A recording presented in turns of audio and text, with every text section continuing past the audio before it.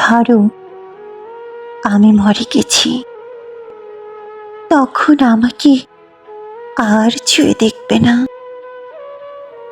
পরের দিন ঘুমের মধ্যে আমাকে দেখে চিৎকার করে উঠবে, হয়তো ঘর ছেড়ে অন্য ঘরে শোবে।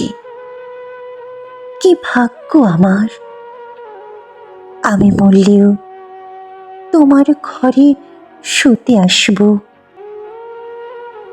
দ্বিতীয় ঘরেও আমি যাব, গভীর রাত্রিতে লম্বা ঘাসের আড়ালে।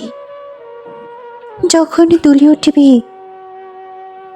যখন কিছু একটা হয়ে যাবে, তখন সুখের ভেতরে অসুখ ধুয়ে এসে বলবে, কি হচ্ছে এসব? বাবা মায়ের কাছেও তোমার শোয়ার বয়স নেই, আমাকে নিয়ে তোমার থাকতে হবে যৌবনের বিশ্বাসে।